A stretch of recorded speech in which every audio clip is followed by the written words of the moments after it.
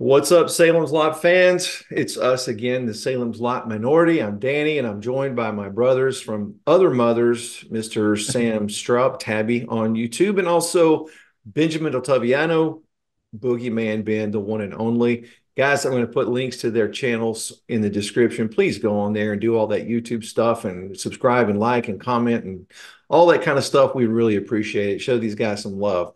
So in this video, we're talking about goofs, Salem's Lot goofs. You know, every movie's got some goofs, and something went wrong. Or I know, guys, I do a lot of video editing, and we do filming. And when you get into editing, that's when you notice something's inconsistent, right? So we're going to talk about some Salem's Lot goofs. We also may throw in some things that are just inconsistencies if you know the town like we do, because let me tell you, if we could live in Ferndale, we would all be just in three houses in a line right on the main street. Yeah. Maybe Washington or something. Or Birding. We can name all the streets, right, guys?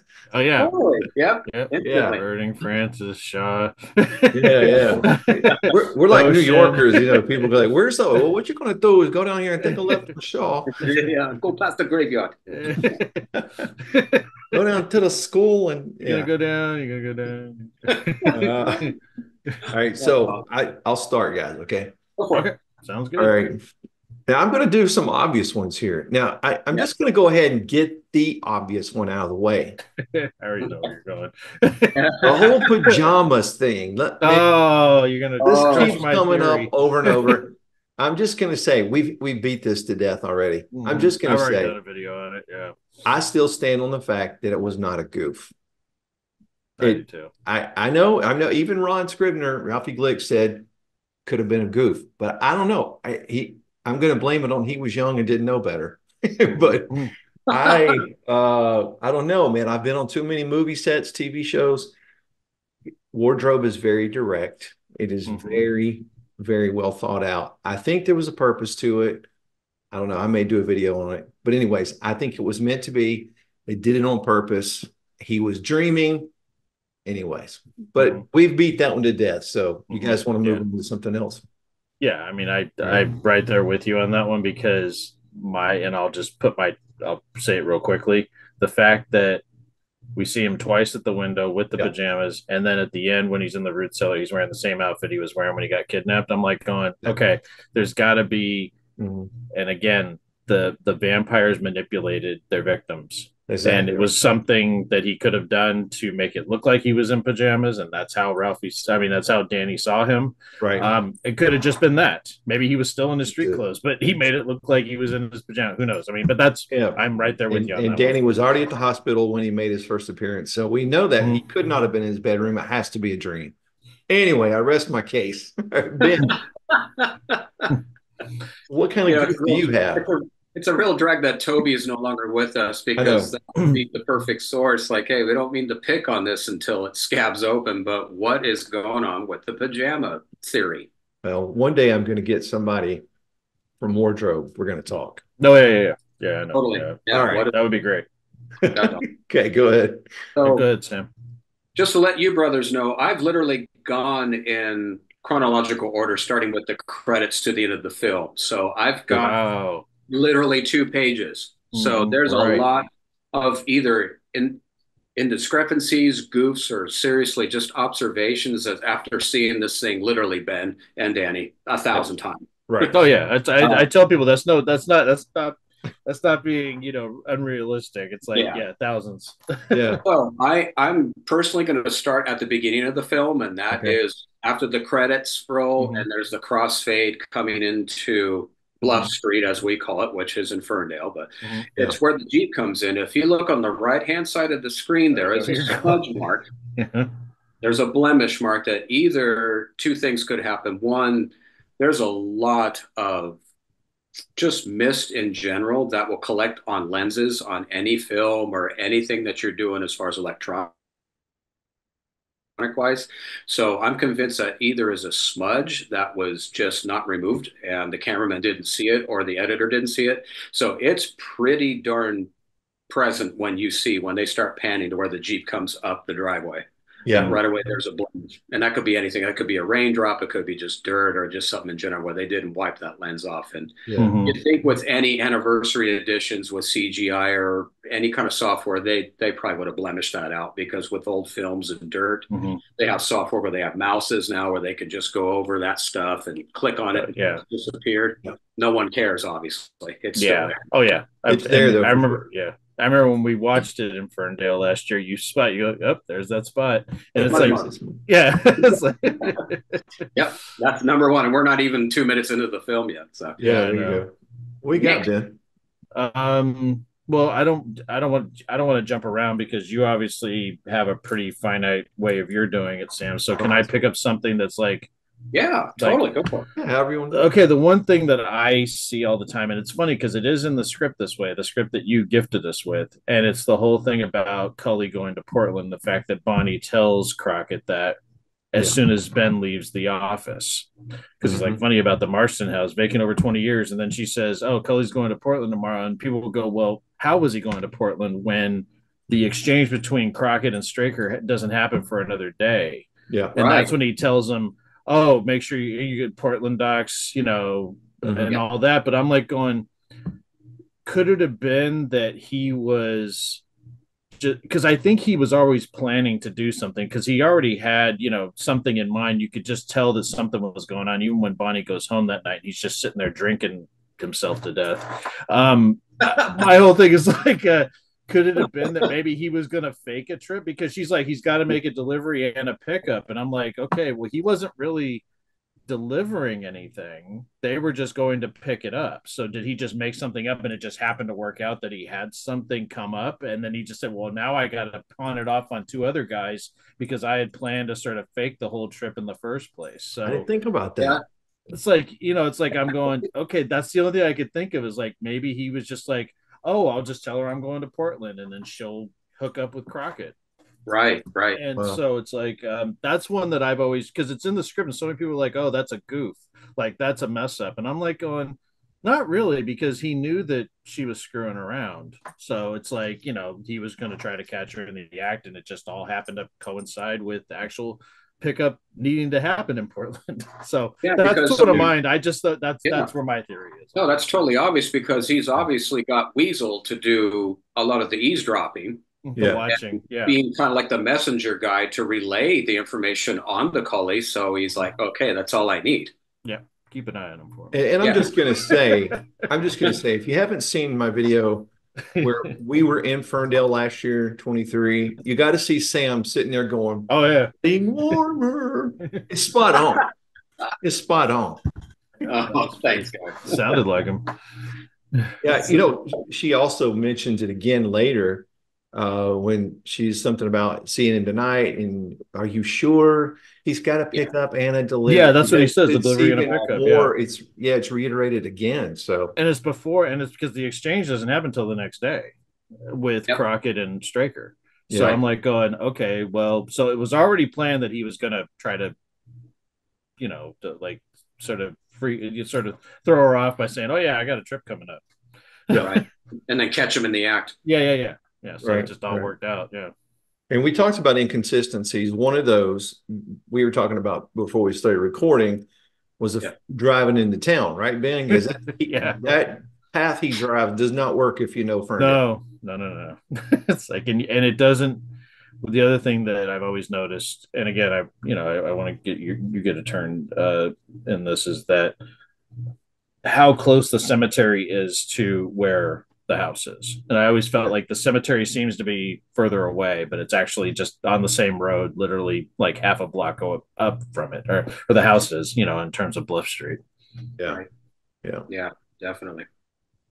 Well, Sam, you're going. The thing that I noticed too, and also I'm going to give this over to you, Ben, because anybody that watched our video when we made the journey up to the house, when Karen was there, you had a really good point that I think many people don't visually see in the film, is that every time that Stryker pulls out to go down the driveway to get onto Bluff Street, he gets about halfway down if they're filming in the house, and then they do a jump cut, and then he starts where the driveway is to elongate the journey into town as if it was physically. Further away. Yeah. There's a lot of that. So when James pulls out of the driveway, he gets halfway into town, thinking that he's halfway down. And then if you look at the back of his head, like that jump cut, the back of his head is where that shrubbery is, where the mailbox is. Yep. It's clear Absolutely. as day. So Absolutely. they stretch out the miles, thinking that it takes longer to get downtown, like it's a 5-minute drive or something, when in reality, we've been there.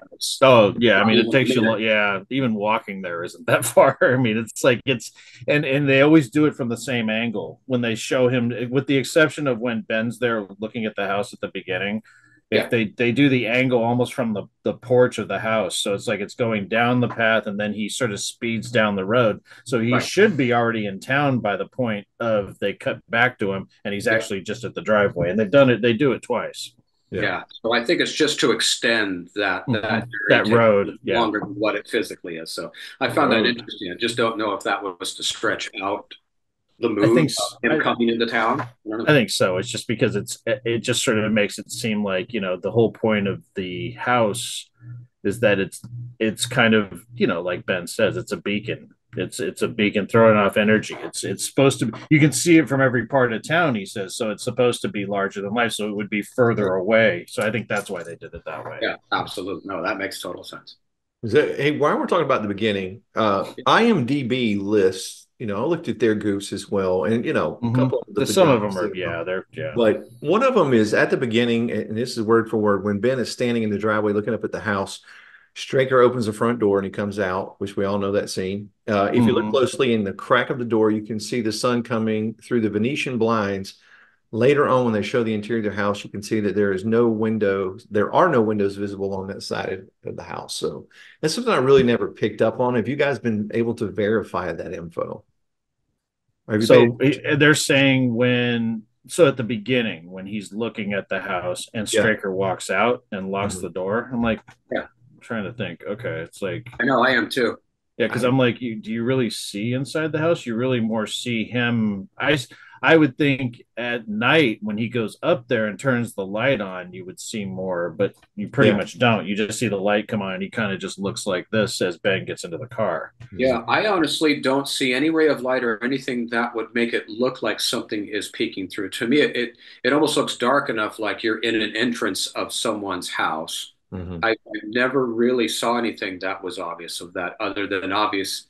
That's where probably that weird divider is, where there's a walking plank.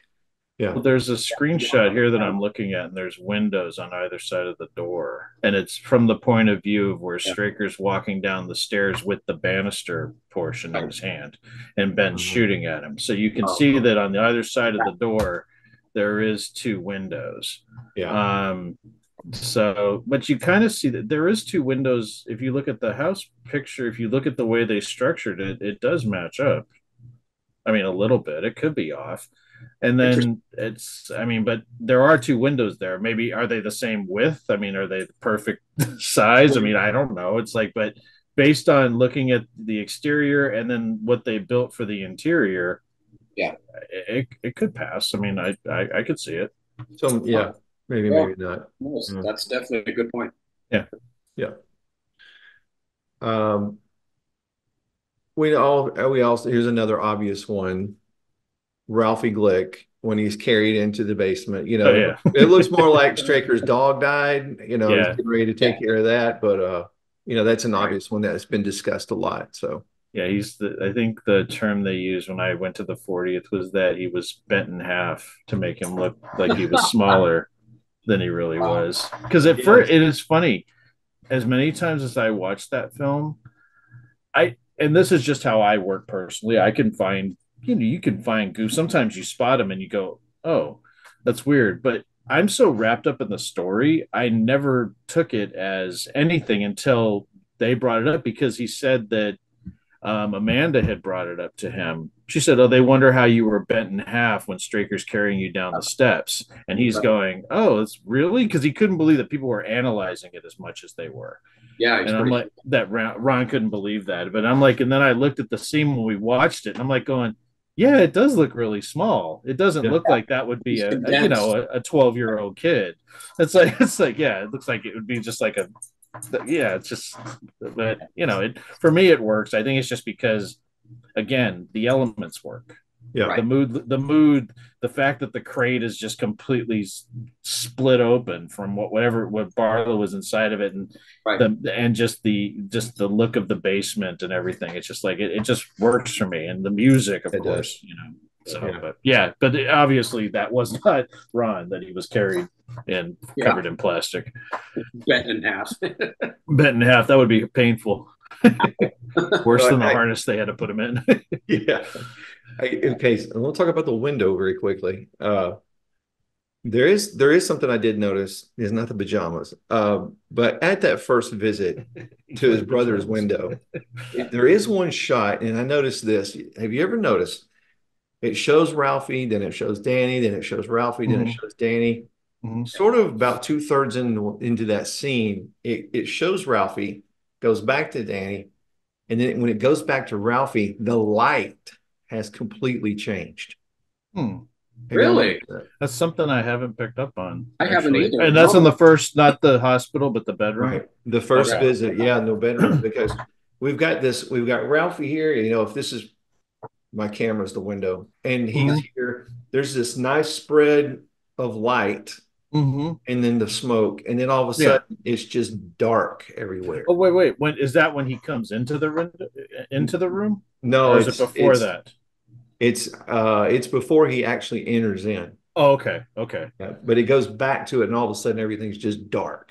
Yeah, because I noticed a slight change in terms of the lighting. Yeah, but not to a degree that it would stand out to me. But again, that's something that, you know, maybe I would notice now since you brought it up. Yeah, you're welcome. He is right.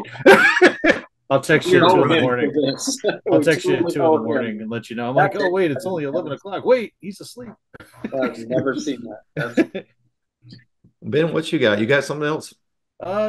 Let me see. So like I said, I put a bunch in here. Okay, I did have the one about the bundle that Straker brings into the basement.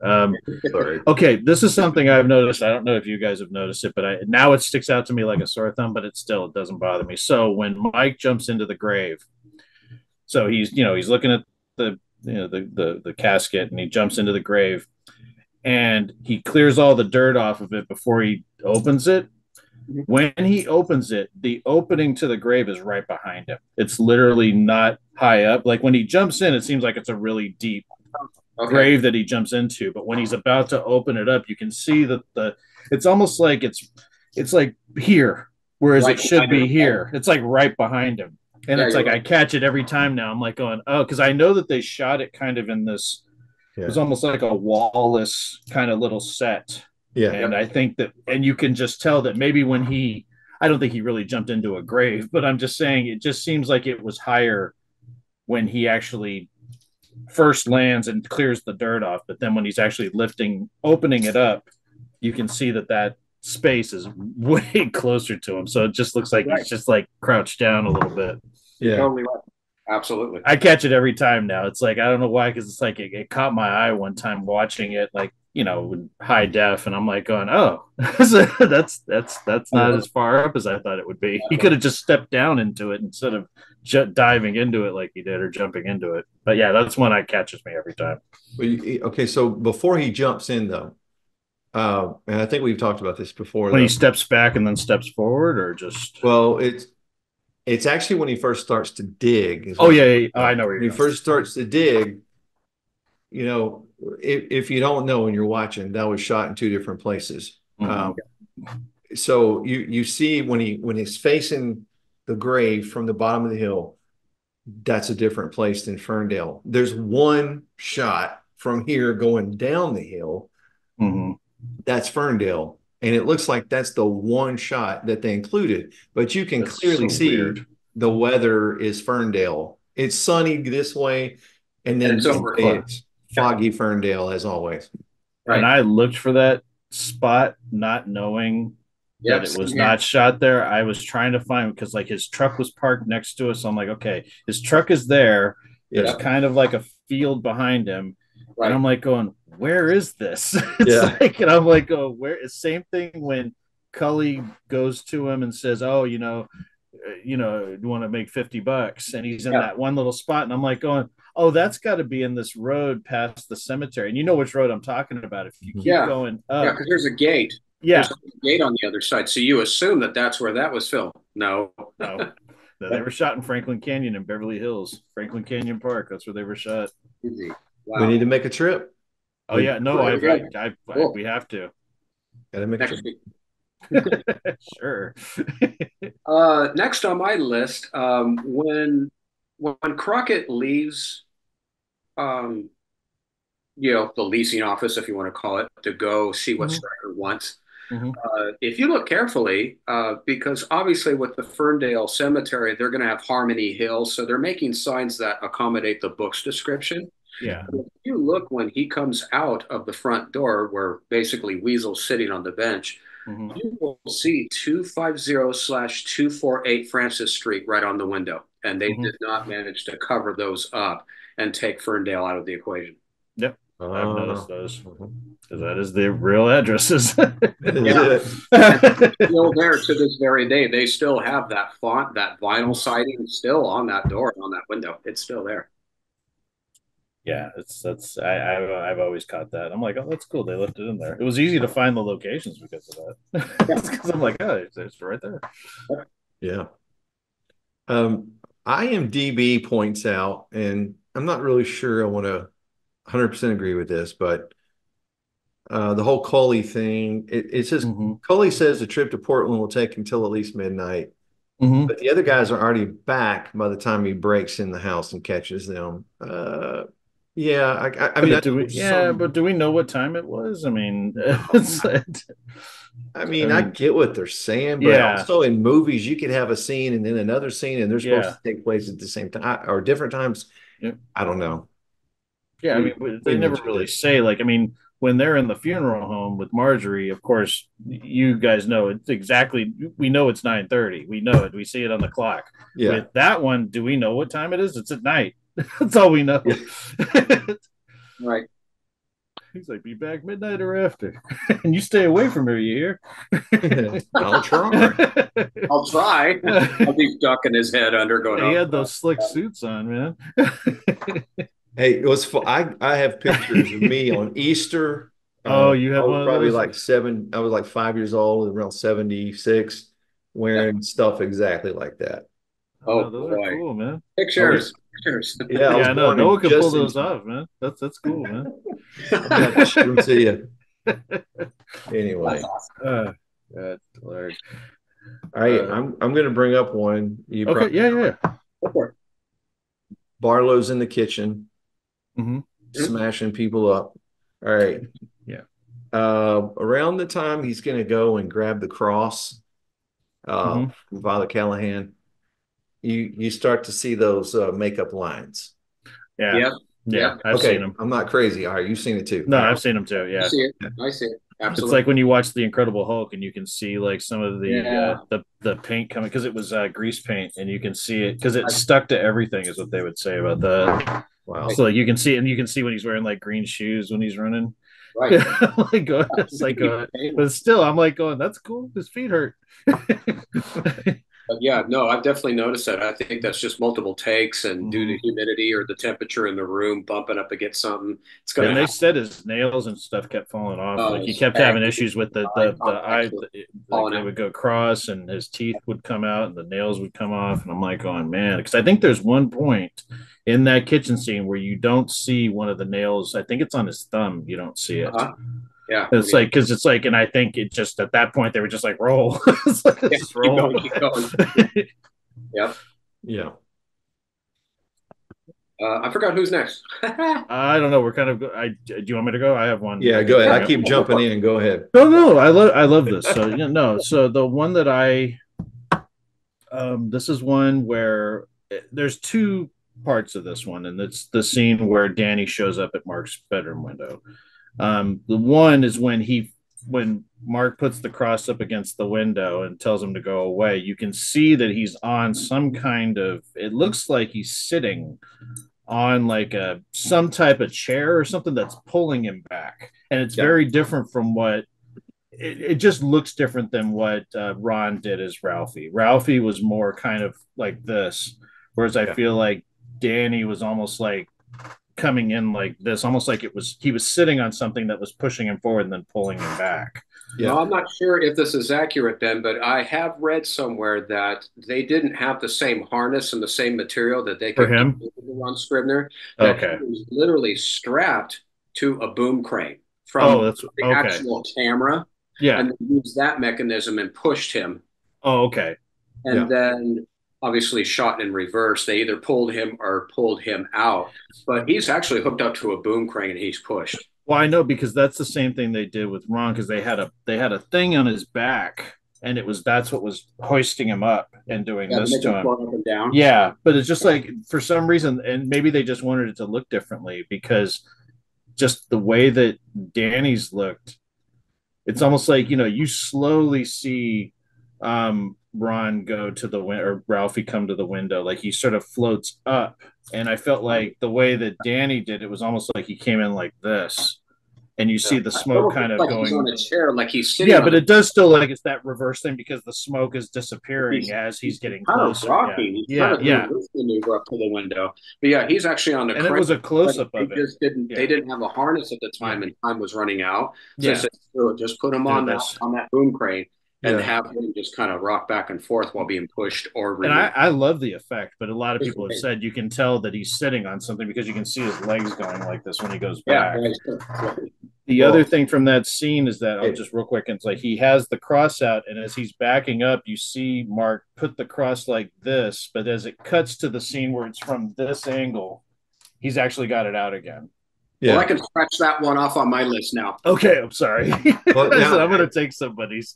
before we leave the last one we said though, there is an interview that I've heard with Brad Savage Mm-hmm. where he was saying uh he was joking about how every time he was in a movie he was named Danny, but then he was talking about that this It's true because particular even Red yeah Dawn, his name was Danny.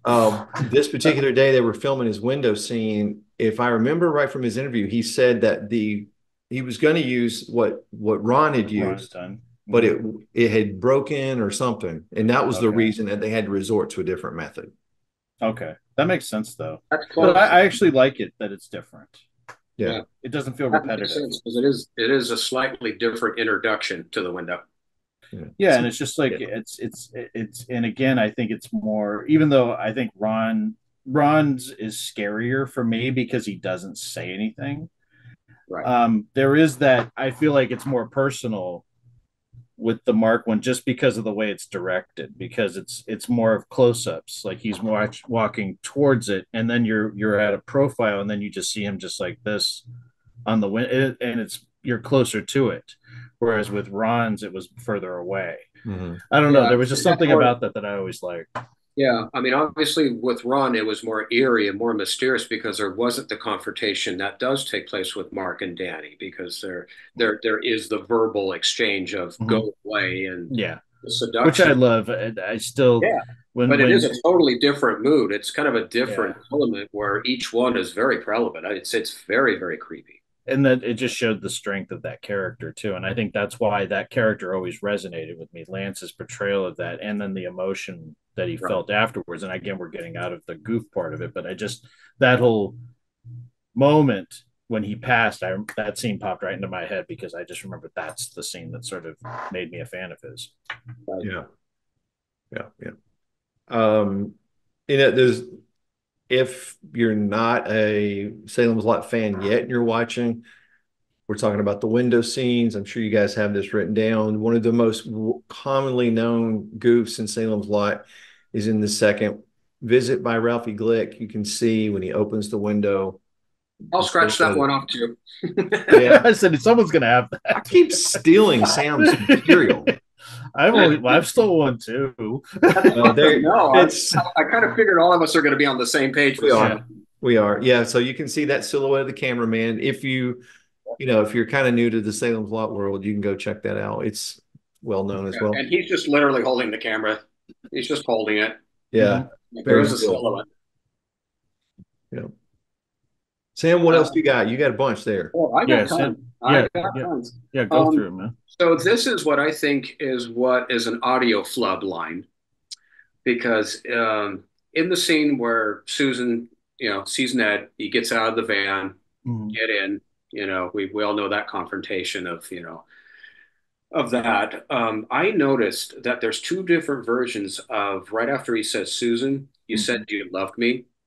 Oh, If you've got the ear like I do with perfect pitch, and it's a curse most of the time, you'll Make me hear sick. in the movie the original audio track of that. And then when it says you said, there's another voice that is literally a millisecond off on the audio track I have noticed that. because the one on the trailer is Susan, you said you loved me.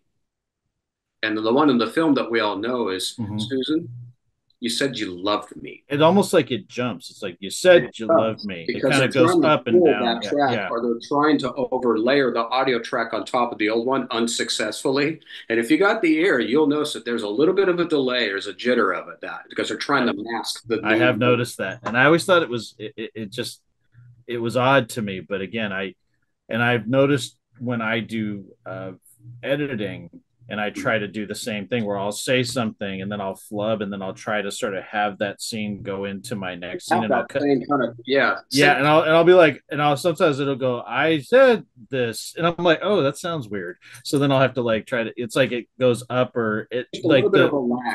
It's probably just like an audio lag. So you have it like a is, yeah. millisecond delay that Hmm. overcompensates what you're piling on top of it.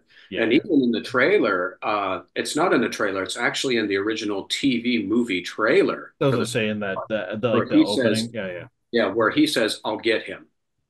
That's Yeah, the that only was I ever yeah. hear that. That's I wish they would have left that in. There was more in that script. I mean, you guys have read that script with him kind Cut a of lot like out. outside of the Norton's house, and I'm like going, oh, why didn't they leave that in? Right. It's like, There's a lot of little things where you catch go, why? I'm just curious why that was in the trailer, but it wasn't in the final print.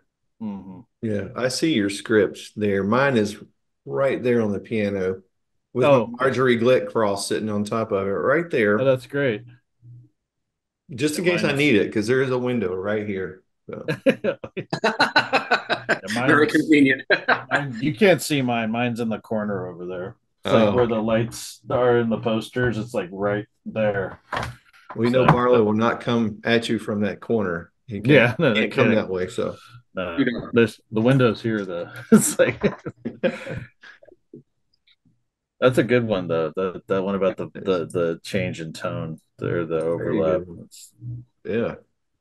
Ben, do you have more written down? What do you got? I have one, and I know that somebody's got this one because it's the one we talk about all the time, and it's the facade, the Yeah. Marston House facade that we can see when Hmm. Susan runs down the cellar steps. You can see that they didn't finish the right side of the structure. That it's just it cuts off maybe I don't know how many feet above where the cellar is, but you can see the real, like you can see behind it. You can see like the woods behind it, and you can see the structure of the other part of the house. And it's like I'm going, okay. So it's like I always wonder, what did she run down into? Did she just sort of squat down, kind of, because that wasn't a real basement? Of course, when they, when she's inside, that's the set. That's back at Burbank. So, but it's like I didn't notice it until maybe for years I didn't notice it. And then I finally was watching it. And I always wonder if they put it in. This is what I've noticed with some things. Like sometimes when you, this is something very little, but the original Shining, the Kubrick film, when they originally released it on like VHS and even DVD, it was not widescreen. It was Hmm. cropped like this, like you would see on television. Yeah. And the opening shot of Jack driving to the overlook, you can see a helicopter, a shadow on the side of the cliff, just as the Volkswagen is passing, because it starts in like that creek or that water that body of water, and it kind of goes like this, and then you could see it. But when you watch it now, because they finally released it in widescreen, you don't see it anymore.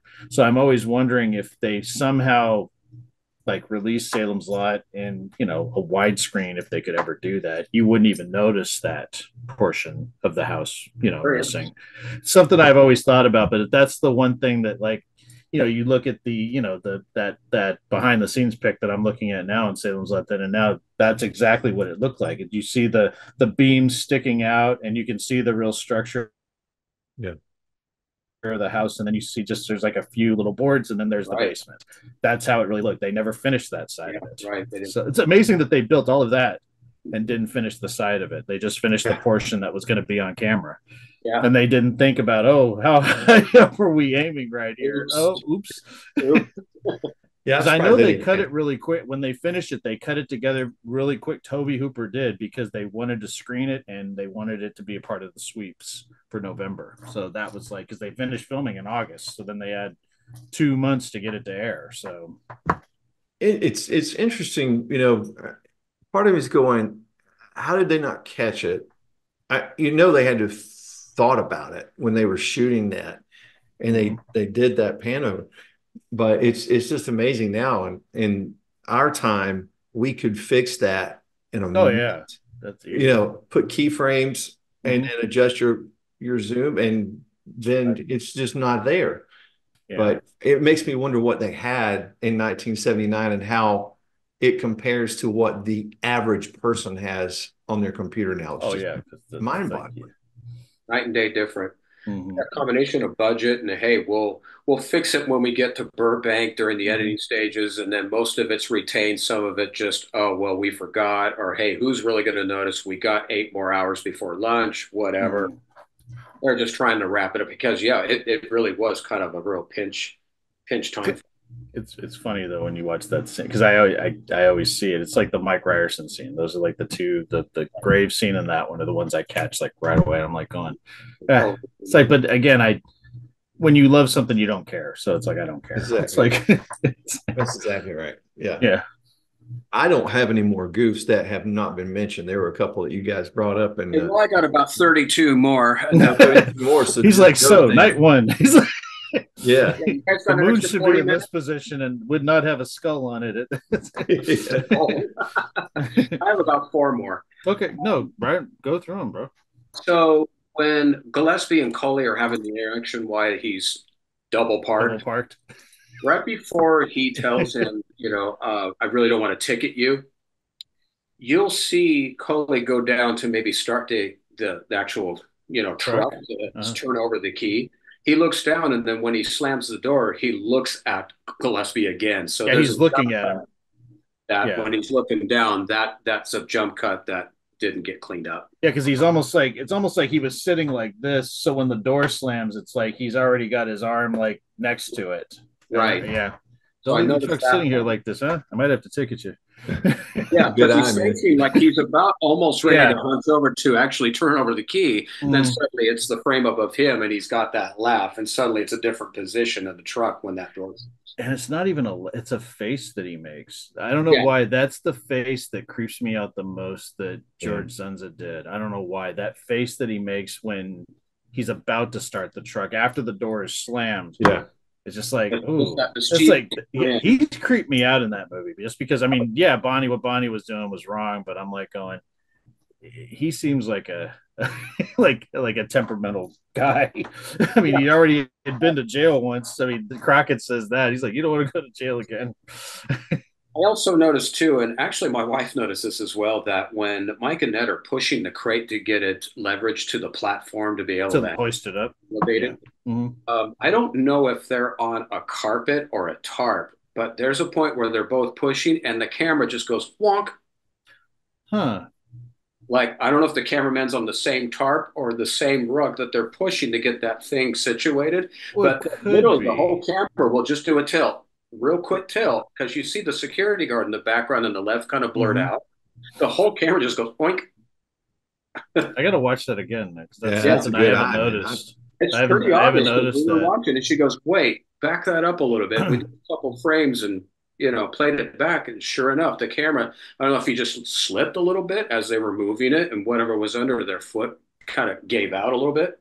Because they must have had to put some weight in that for it to maybe look because if there's nothing in it, it's just going to fall right over. So they had to put something in. Maybe they could have been pulling it, because sometimes when you have like a heavy piece of furniture or something, you'll sometimes put it on something so you can drag it. Maybe they were helping him drag it. I don't know, but that could have been something. It was just enough where there's just a little hiccup, and the whole frame is just What'd you say was in this? Also, I'm curious on your guys' take, really about this next one, because some prints have it and some don't.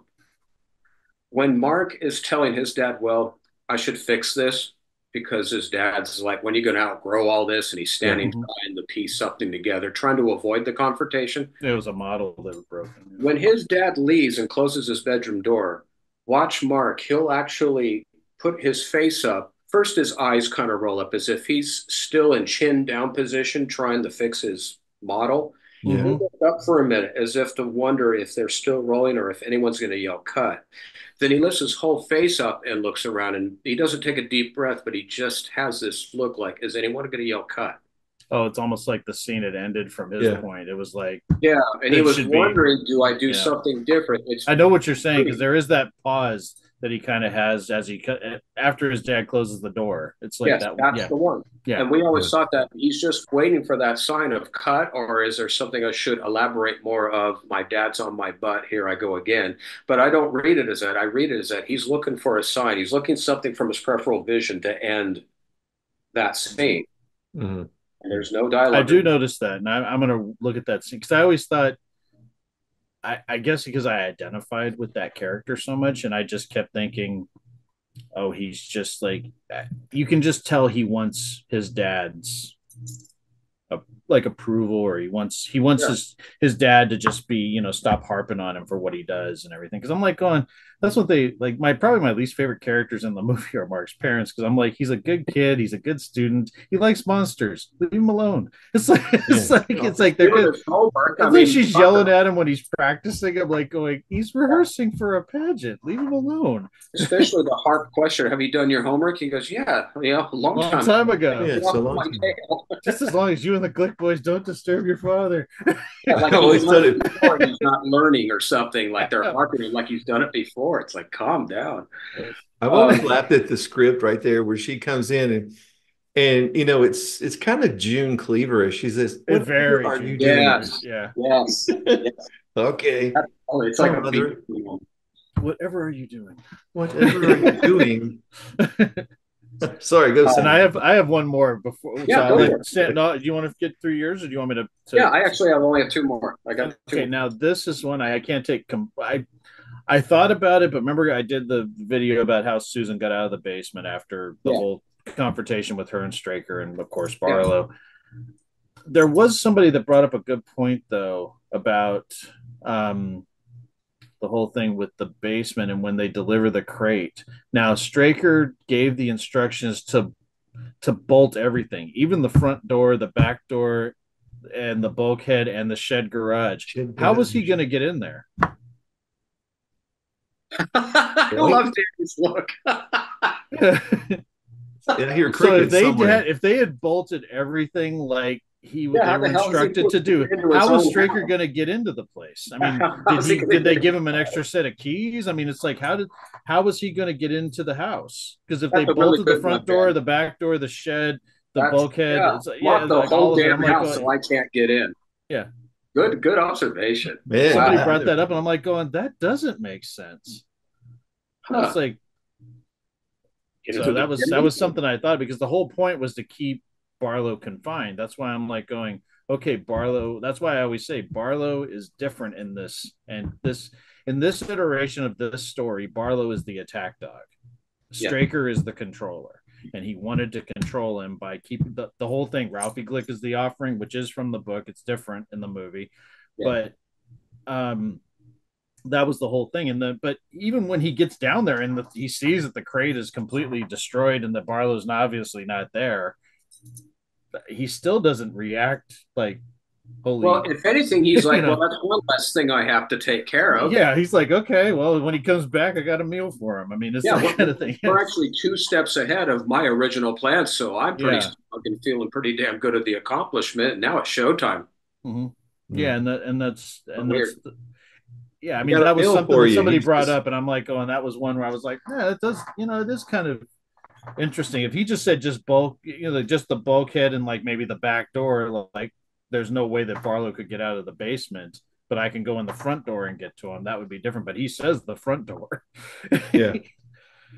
So It's just anyway, based on the that's what. package. The meal is fun size, you know. Yeah, yeah, very very fun size Fun until you size unwrap figure, it, man. and then it Sorry, like not the real one. then it unwraps and then it grows. It's like a what is it? Sea monkeys.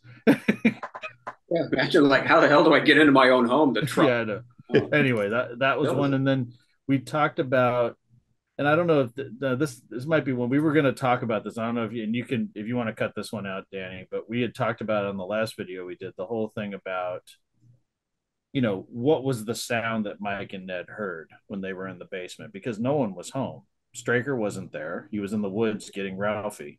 Barlow was in the crate, and he makes but then they hear the door open and somebody upstairs that chases them out of the basement. Now, I just literally jumped to Barlow conducting these things and because that's Yeah. what I started thinking about because I'm like, if he made the Petrie's house completely shake sure in the enough, that's kitchen power. before he jumped through the window, is he the one that was causing them to run out and not do what they were supposed to do so that way he could burst out of the crate?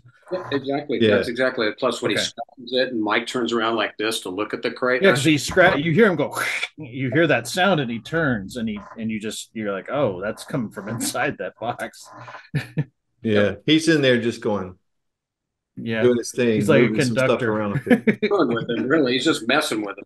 Yeah, Yeah. no, I was because I that's one thing I always like. I remember that scene still gives me the quivers. I don't know why. I guess it's because there's you know Ben has always said that's a haunted house, so I'm like going, There's is that Huey Marston's ghost in there doing that or something? It's like it's that yeah, unknown. It's that unknown, and I think that's why I like it so much. Because so yeah. many people are like, "Oh, I wish we could have seen Huey Marston." I'm like, no, Ben's story is so visual. I see that guy hung with his face green and his eyes shut, and then he opens his eyes. I mean, I see that without having to see it, and then I picture that moving through the house. I mean, it's I don't know. It's like that still scares me. That's Yeah. that's one scene that still gives me the creeps to Mhm. this day. And I've seen the movie so many damn times. Oh, yeah. Yep. The last two I got is that in my mind, I know it was scripted. I know that they had to portray the fact that Mark was hurt, but Oh, when they run into the basement, realize the that the fall. swords aren't there, and Dave screams out, for Lance or Mark. Uh, I think that fall was real, man. I mean, when he twisted his ankle, you can't fake an injury and be consistent with that. I think he really hurt himself That's a good point. Because he because and he it is really, him. If you look at that scene, that is him. yeah. And of course, Ben or David Soul's like, "Can you stand?" And I'm wondering, hey, are we asking the truth? Can you really stand? That was quite a hell of a jump And down. Toby's like, keep rolling. Keep rolling, keep rolling. But I'm sure they had a medic or somebody on to make sure that they did a jump cut to go, okay, stop. Hey, are you okay to finish this? We got 10, 15 more minutes. Are you okay before we get ice on it or whatever? Because But when he's filmmaking was holding that different thing back and then. he's hopping, like he's Mhm. got a good hold on that. And he kept it going. It wasn't like something he just sort of like quit doing, as the scene played. Even when they were pushing the casket or they were pushing Barlow's coffin out, he was still kind of limping when he was like trying to get that back end of it out. I don't think he was really portraying that. I think he honestly screwed that ankle up pretty good. Yeah. Gosh, I remember talking to him about getting slammed into the table, right outside Oh, of, when he throws him, when he pushes Yeah. him. yeah. Yeah.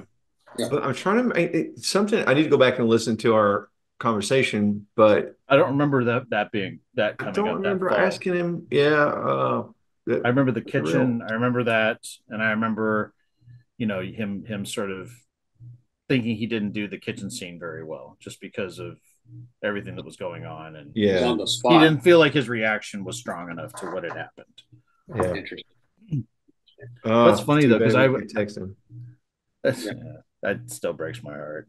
The Yeah. thing about Toby Hooper, though, I remember when he was filming Texas Chainsaw Massacre, which he did 5 years before this movie, or actually not 5 years, it was 6 years before this movie. When Gunnar Hansen is running with that chainsaw, it was a real chainsaw, and they were like, "Oh, let him get a little closer to her. Like when they were filming, when he's running in the fields after Sally, it's like he was just like filmmaking was different. They wanted to get what they wanted to get, and they were working with film. It wasn't digital. It was, we got to get this thing now. It's like sometimes, damn the circumstances, because they went through a lot in that chainsaw movie. So it could have been the same kind of thinking with that scene. Yeah, certainly possible. Mm-hmm. One last thing I got on my end, and this is something that, once again, I think my wife had a really good point on it, is that when Ben is lifting the steak up and he hits the lamp, hits the light, that's not planned. I don't think that's planned. That just happened to be in his favor, to where that just provided even more of an eerie mood with it swinging for the remainder of the whole scene, with the light dark and going into the actual basement of the actual area where they're inside, where the vampires come out. I think he just didn't see. He literally just knocked it by accident and kept it. That could be. It is. There is a couple like of all the way up. It isn't like his elbows are crouched where he knows. No, he clips it and he clips the lamp. Yeah, and that thing just he hit it like head on. Mm-hmm. Yeah. That scene, but there are some moments of that with the light moving, and you can see like it points. It kind of goes like this, because you can see the light hit Mark's face, and then it kind of goes black, and then you can see it's sort of like, because the root cellar is dark, but when that light keeps swinging, you can see they're starting to come. The vampires are starting to come out of that. It's very reminiscent of the end of Psycho, because when she sees Mrs. Bates in the basement, or in the root cellar, she hits the light, and that's and you see the swinging light. So I'm wondering I'm just, again, I'm a nerd, so it's like I've always noticed that there was a lot. So are we. Yeah. There's a lot of Hitchcock influence on this film, like Bill going up the stairs, and the way it was like very much like Arbogast going up the stairs in Psycho, and then just some of the design of the Marston house. I mean, the three windows. It looks like the Bates Mansion a little bit. I mean, very good again, but that's just, it's funny, and they use that. There's one moment, and I've caught it just recently, where you see him hit that light again. It's just like they almost reused the shot, but spliced it in really quickly in that same scene. Okay. And I've seen it really quickly, and I've only seen it one other time, because sometimes I'm just wrapped up in it. I'm not looking for goofs, but it's like when he hits it, and then but there's another scene where he hits it again. You can kind of see it really quickly. Isn't it the sound where it just goes dong, and it almost fits in with the music, like it's a note that blends in with it? Kind of. I think that's it. Yeah, I think that's it. I think I know exactly where that. So I got to look for it again. It's like I remember seeing it going. But again, and I think it's before he starts. It's before he starts hammering the stake. Hammer out from his back. Yeah. I still love that scene. Always gets me when he pulls the hammer out, and then he just starts. It's almost like he does it in slow motion. It was just really, really cool. Yeah, because he's being held down by the strength of Barlow. He's just trying to get an angle where he has free range to go. And in that scene, I don't think Reggie had all the makeup on. You can see in some of the still shots, like I think you sent me one. Did you send that one recently, Sam, where it was like a still shot from that scene? If you look at his face, I don't think he has the contacts in or the teeth. No. So I think they did close-up shots of him for the reactions, but when the actual was back here, I don't think he had it all in, because it was probably just so uncomfortable for him. Exactly. Yeah. I think you're right. The nails he has, but obviously the rest of it. Right. All facial features were. Yeah, because you can't see him. I mean, it's like, yeah. And even still shots have like what looks to be cottage cheese like all over his chest. I wish they would have shown it from that. I guess the original, and it was supposed to be that you slowly saw him, because in the script he speaks. He does say, "Let me go." Okay. And that's from the book. But then you were supposed to, when he finally is dying, you were supposed to see it slowly turn into the skull, not just automatically go from, oh, he's dead, now he's a skull that's all dried out. It was supposed to be a slower process, but I don't think they could get it to work. Interesting. Trying to find a shot where there's just all that abscess. It's in the novelization, but it's black and white. But there is, I think I've seen it on some of those magazines I have. I think it's in some of the recent ones I've gotten. that I've gotten. Like, yeah, so it's like there are some pictures of it in color. Well, looking back at the movie, and this is not really a goof, it's a speculation. If they had if Barlow had spoken in the movie, it's hard to imagine what he would, here in 2024, looking back, what he would have sounded like. Like, how could you have pulled it off really well? Because we don't hear him speak. I'm glad we don't. I'm glad we don't. I think it, like I said, I think for me, and that's why I've always said, I know that we have Max Schreck's Nosferatu that was kind of a big influence on the way that he was designed, but that's what made him scary to me, was the fact that he was this presence that just, he's the master of this whole thing, but he doesn't have to say anything. So, because when they did the 2004 one with Rutger Hauer, who is more of a fit to what Barlow is in the book, it just didn't work. It just didn't work for me. I was like, I'm not scared. I'm not scared of this guy. Yeah. And me being like an ex-studio engineer and trying to do things like try to manipulate tape speeds and slow things down, speed things up. When you hear Barlow's grunts or when you hear his that sounds literally is recorded at 7.5 inches per second, and then they drop it to 3 3/4 inches per second to make it sound demonic and lower. They literally take a tape speed and they drag it all the way down to how that belt goes around the capstan. Mm-hmm. They slow it down that way, and then whatever screeches is just the opposite. They recorded it at normal speed and they'll jack it up how many speeds up to get it that screechy, and then they just sync it, and they tend to double it on one track, and they'll mesh it with the reaction, especially the one where he pops up in jail. That Jesus thing, that literally is two voices synced, and one is recorded at a certain speed, the other one is brought down another speed, and they just match it up to be able to have it as one liner track. Like that sound and the sound that the wolf makes in American Werewolf, because from that I know it was a lion and an elephant that they overlapped, and that was the sound effect. And I'm like going, you hear that sound, you don't need to see that creature. That sound is scary enough. It was. The other things I think we were going to talk about was the roads, like into town, because like just knowing, because we've been there so many times. I don't know if you wanted to do that one. We don't have to. Yeah. But just like how, like, when pretty much it's just funny, like when he's up at the house, he's on Bluff, and when he drives into town, he's on Crowley, then he's back on Ocean, then he turns down Francis. Yeah, right. Then he's driving by the real estate office, and he looks, and then all of a sudden he's way back down the street on the main street, and then he turns back down Ocean to get back. It's just sort of funny, like how, like, and if you look at Colley's truck when he's actually departing, go ahead making his he's driving towards that fire. I think it's Firehouse. It's like the dead end road. It's the park. It's a park, yeah, and a dead end road, yeah. I think it's Fireman's Park is the name of it. Yeah. He's driving down the, like, he's gonna have to turn around, because when we went into that town for the first time and I knew it was Salem's Lot, that's the street we were on, and we drove down there, and I remember my Uncle Erlen having to turn his Astro van around to go back up the street, and I'm like going, this looks so familiar. Oh wow, trippy. So cool.